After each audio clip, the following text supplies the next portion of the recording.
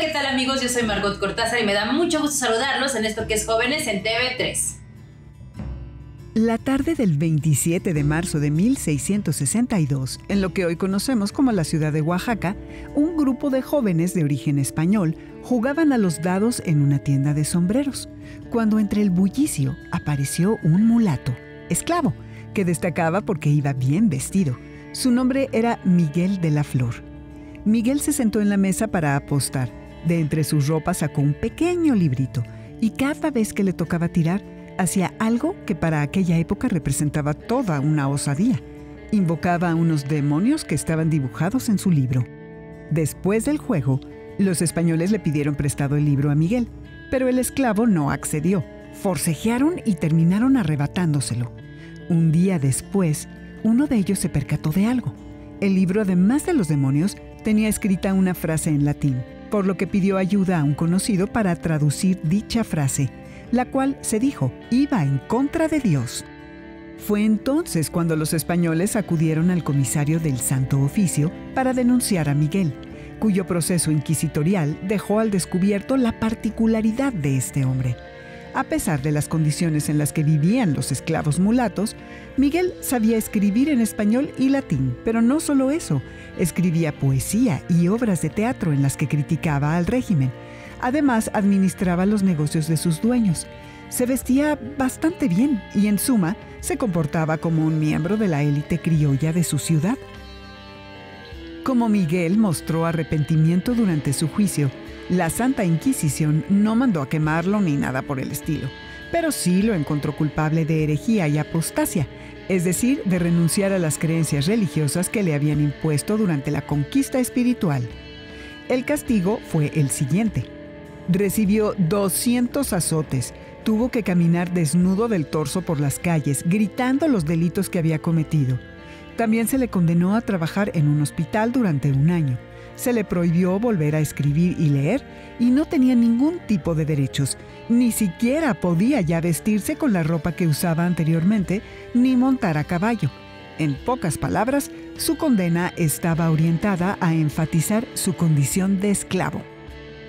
Pero la historia de Miguel no terminó allí. Se cree que, alejado de su comunidad, Miguel volvió a rebelarse contra los cánones de su tiempo. Continuó escribiendo teatro y todo indica que sufrió un nuevo proceso inquisitorial. ¿Moriría en la hoguera? ¿Vivió el resto de su vida huyendo? No se sabe cómo acabó su historia por una razón. Su caso se perdió entre los miles de documentos de los archivos de la época.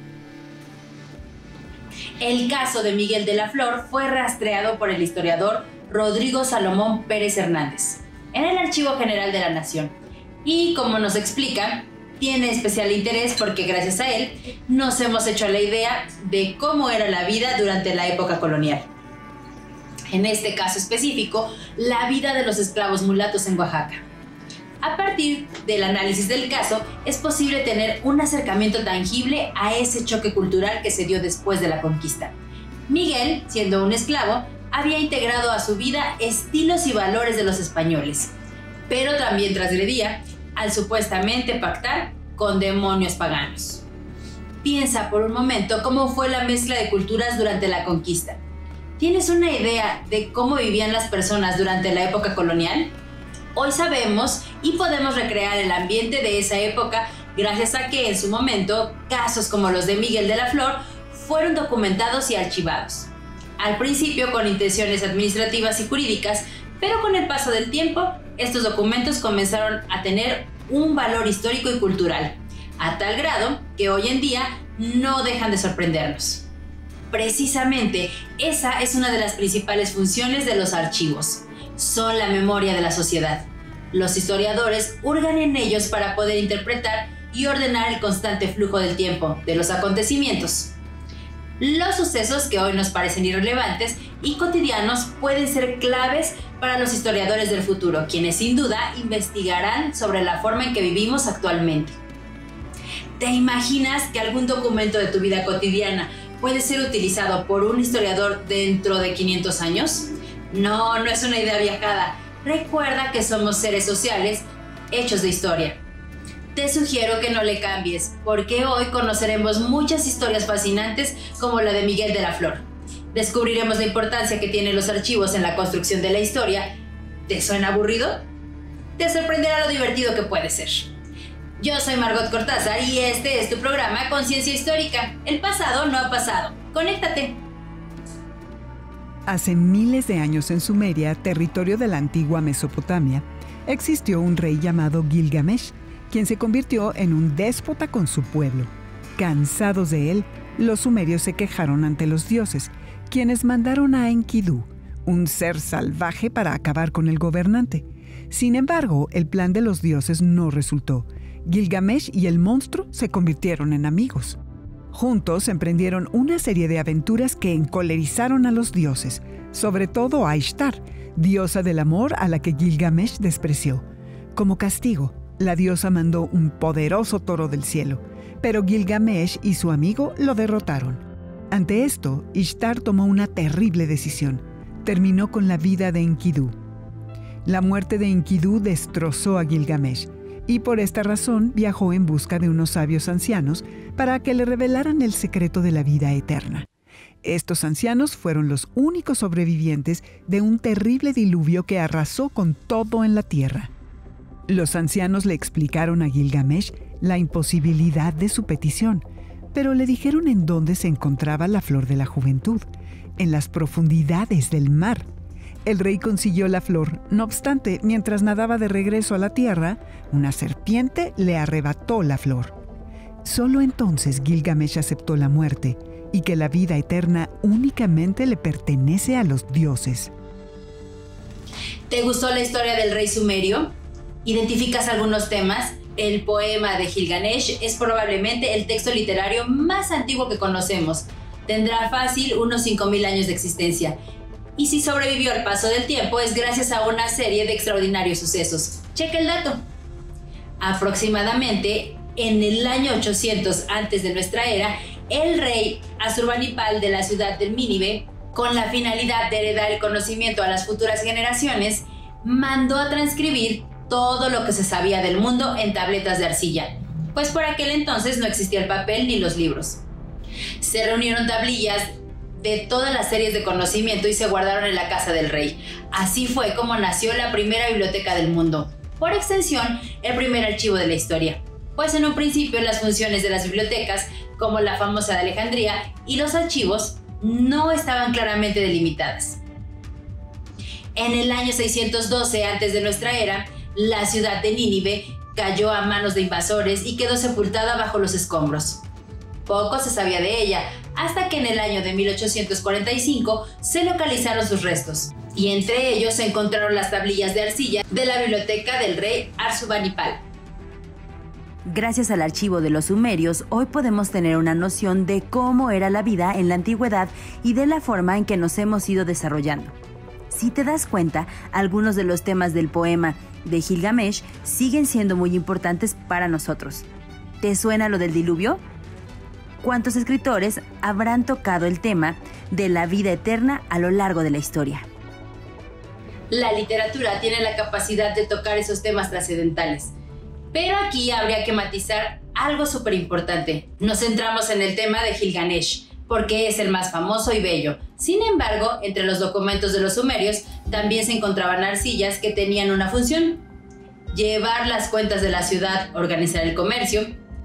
Los primeros documentos de la humanidad tenían la simple intención de registrar y ordenar las transacciones comerciales. Eran pues documentos administrativos. Vamos a clavarnos un poco. La sociología del conocimiento y la psicología nos explican que existen diferencias entre lo real y la realidad. Por ejemplo, para el psicoanalista Jacques Lacan, lo real es un todo inabarcable, inexplicable. La realidad, en cambio, es un proceso de construcción discursiva, es decir, construimos nuestra realidad a partir de los textos que consumimos y de lo que escribimos. Esto es muy importante porque hay que entender que, desde la perspectiva histórica, esos textos son documentos de todo tipo que en un inicio probablemente tuvieron ciertas funciones, pero con el paso del tiempo se convirtieron en poderosas fuentes de información. para ayudar a los historiadores a construir o reconstruir la historia, misma que puede estar llena de recovecos, bucles, y ni siquiera es lineal ni progresiva como normalmente pensamos. Todos los días los historiadores descubren cosas nuevas en... ¿adivinaste? Los archivos. Así, por ejemplo, un documento jurídico o comercial de los griegos hoy en día puede ser para nosotros un valioso documento que forma parte del patrimonio histórico y cultural. De hecho, los primeros que hablaron de un archivo como tal fueron precisamente los griegos. En un principio, esta civilización contaba con una figura, el Nemo, del griego memoria, que se encargaba de memorizar las transacciones comerciales de la ciudad, hasta que comenzaron a documentar y archivar los nacimientos y los derechos de propiedad. Para los griegos era impensable tener un buen gobierno sin el orden que facilitaban los archivos. Incluso los documentos eran tan importantes que había lugares específicos para guardarlos, espacios asociados a deidades y a la buena práctica política. De esta forma, desde la antigüedad sabemos que los documentos, y por extensión los archivos, tienen 3 etapas de vida. La fase activa, en la que se crean y archivan documentos como funciones administrativas. La fase semiactiva, en la que los documentos ya cumplieron su función y únicamente se consultan de manera ocasional. Y generalmente la fase inactiva, en la que el documento ya no tiene interés administrativo, pero sí puede adquirir un valor histórico. La cuestión aquí es determinar qué es digno de convertirse en un documento histórico y qué no. O dicho de otra forma, ¿qué es un montón de papeles inservibles y qué es un archivo? No se vale que te quieras quedar con un altero de papeles en tu cuarto argumentando que pueden servir a la historia. El doctor Enrique Reicherberg es experto en archivos y nos explicará un poco sobre cómo un historiador busca datos relevantes en los documentos. ¿De qué manera un documento de un archivo administrativo se convierte en un documento con valor histórico? En sí mismo no tiene un documento valor histórico. Es el investigador quien le confiere ese valor histórico en función del objeto que está intentando investigar. ¿Cómo es el trabajo de un historiador cuando se adentra en un archivo? Bueno, antes de adentrarse en el archivo, lo cual es como el umbral del archivo, tiene que revisar el catálogo del archivo para saber si efectivamente lo que está buscando se localiza en ese archivo. Entonces, ¿cómo es que uno sabe que en tal archivo se encuentran la documentación que uno está buscando?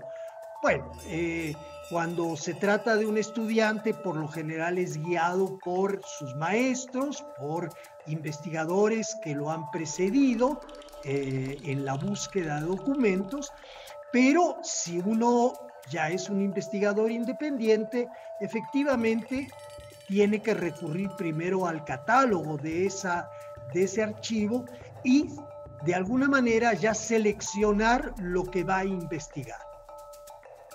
¿En qué momento un historiador se da cuenta de que está ante un documento importante?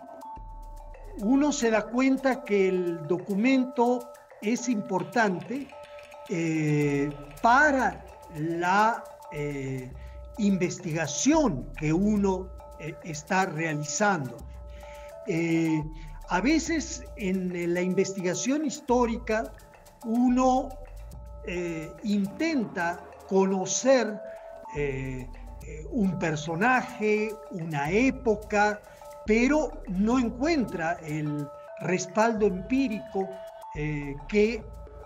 o no lo encuentra inmediatamente, el respaldo empírico que permite satisfacer esa curiosidad intelectual, esa indagación histórica. El 18 de marzo de 1314, en pleno centro de París, Jacques del Molay, el último maestro de los caballeros templarios, subió a la hoguera para ser quemado vivo. Antes de morir, lanzó una maldición contra 2 personas, el rey de Francia Felipe IV y el Papa Clemente V. Ambos murieron ese mismo año. ¡Qué macabro!, ¿no? Por sucesos como estos, la historia de los caballeros templarios siempre ha estado envuelta de misterio y fantasía. Primero fueron unos respetados y venerados monjes guerreros a la Orden de Dios durante las guerras de las Cruzadas. Y luego su suerte cambió y se les acusó de prácticas como blasfemias, herejías, sodomía e incluso de pactar con el diablo, motivos por los que este grupo fue disuelto.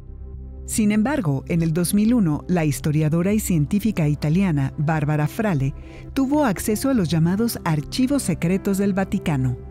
Y entre miles de documentos, encontró un pergamino que se creyó extraviado por más de 700 años.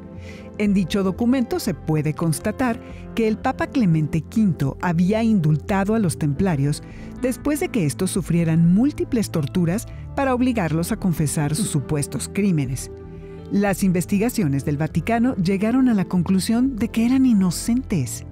Esta situación refuerza la hipótesis de que, en realidad, los templarios fueron disueltos y perseguidos no por herejes, sino porque eran muy poderosos económicamente y el rey Felipe IV, endeudado, quería quedarse con sus pertenencias. Los llamados archivos secretos del Vaticano cuentan con aproximadamente 85 kilómetros de estanterías, más o menos como ir de la Ciudad de México a Cuernavaca. Y todo historiador sueña con encontrar en ellos valiosísimos secretos, sobre por ejemplo el Santo Grial. Hasta donde se sabe, entre los documentos más valiosos se encuentran los asociados al proceso que sufrió Galileo Galilei, por decir que la Tierra giraba alrededor del Sol. O las cartas entre el Vaticano y Miguel Ángel, quien por cierto se quejó por el retraso en el pago de las pinturas en la Capilla Sixtina. No obstante, aunque es uno de los más importantes del mundo, la realidad es que, según los historiadores que han tenido acceso a parte de este enorme archivo, la mayoría de los documentos que contiene son de tipo administrativo. Pero, casos como el de los templarios hacen que surjan ciertas preguntas tal vez un poco incómodas. ¿Quién escribe la historia? ¿Los poderosos? ¿Los vencedores? ¿Es posible transformar la percepción del pasado a través del estudio de los archivos? ¿Es correcta la afirmación que la historia la escriben los vencedores? Lo que es cierto es que los vencedores oficializan la historia, porque los vencidos también la llegan a escribir y si no la llegan a escribir, la cantan, y ahorita explico por qué digo eso, la recitan, la bailan, etc. Efectivamente, voy a dar un ejemplo. Los zapatistas de Morelos de 1900, de la época de la Revolución Mexicana, efectivamente no fueron los vencedores de la revolución y sin embargo cantaron la revolución. Cantaron la revolución en corridos, no son los corridos norteños, son los corridos surianos, y ahí relataron la epopeya revolucionaria desde su perspectiva. Ahora, lo que sucede es que los vencedores la escriben, no solo la escriben, sino que la vuelven la única versión genuina del pasado, de lo que aconteció. Y en ese sentido, historia y poder van siempre de la mano, ¿no? Quien tiene el poder puede también imponer entonces su versión de lo que fue el pasado. ¿Cómo se pueden refutar las llamadas verdades históricas a través del estudio de los archivos?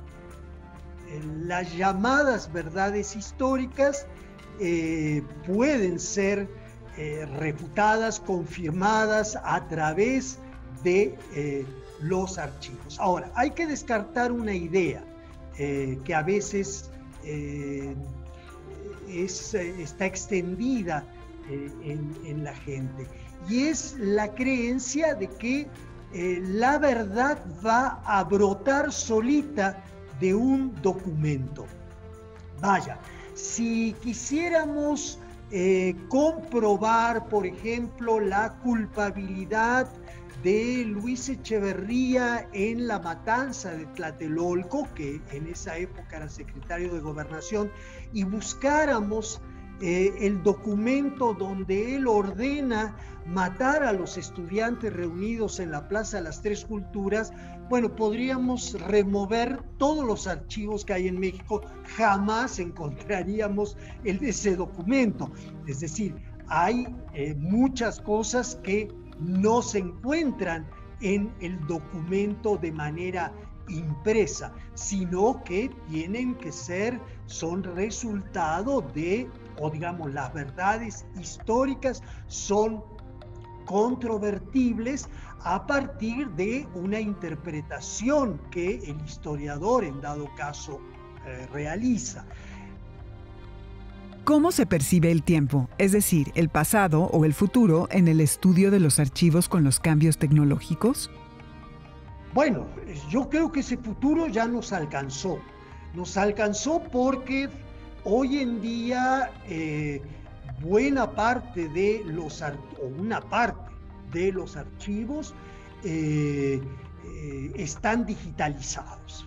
Esto significa que no necesariamente tenemos que acudir a los repositorios de documentos, sino que desde nuestra casa y con la ayuda de una computadora podemos acceder a esos archivos.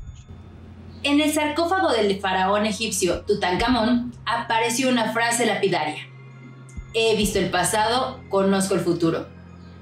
De ahí la importancia que tiene preservar la memoria a través de la documentación y los archivos, pues a partir de ellos podemos construir nuestra propia narrativa, la historia que nos construye nuestra identidad, o incluso verificar, refutar hechos o dichos importantes, enorgullecernos de nuestros antepasados o bien disfrutar y conmovernos con sucesos históricos. Y por qué no, también informarnos para que no vuelvan a ocurrir ciertas atrocidades. ¿Me explico? Recientemente en España, a través de la investigación en archivos hemerográficos y oficiales, fue posible reconstruir la vida de un hombre nacido en Guinea llamado José Evita Momo, quien durante la Segunda Guerra Mundial salvó vidas y saboteó a los nazis. Él nunca platicó sus hazañas, y cuando sus familiares le preguntaron sobre sus heridas de guerra, él solo decía: hay que perdonar. Volviendo a la Segunda Guerra Mundial, ¿sabías que los nazis destruían sus archivos para no dejar huellas de sus crímenes? Pues en 2016 se presentó al público parte de los diarios de Heinrich Himmler, brazo derecho de Hitler, principal responsable del Holocausto. Los diarios estaban en un archivo de origen ruso, son escalofriantes. Probablemente todo esto te suena a un pasado muy remoto, a papeles amarillentos y empolvados, pero toma en cuenta que los archivos también se están transformando con la tecnología. De hecho, actualmente tenemos en México y el mundo archivos de todo tipo, hemerográficos, fotográficos, digitales y de video. Incluso nuestra historia reciente se modifica de forma constante gracias a dichos archivos. Como sabrás, en 2010, el sitio Wikileaks comenzó su actividad filtrando documentos de diferentes gobiernos. Uno de los primeros de ellos fue un video en el que soldados estadounidenses disparan a civiles desde un helicóptero en Bagdad. Murieron 10 personas, entre ellas un reportero de la agencia Reuters. Esta situación fue un escándalo mundial que contribuyó a cambiar la percepción sobre la guerra en Irak, es decir, corrigió la historia oficial, o aquella que se pretendía fijar en la memoria. Hemos viajado desde los sumerios hasta nuestra actualidad. Pasamos por el mundo de los griegos, hablamos un poco de la época medieval y de la época colonial en nuestro país, hasta la Segunda Guerra Mundial. Todo esto a través de relatos que se encuentran depositados en archivos. Si tuviéramos que explicar el funcionamiento de la historia de forma sencilla, yo diría que se parece a un collar. La información que se encuentra en los archivos es como cada cuenta de un collar, las cunetas del tiempo y el hilo que las une. ¿No me crees?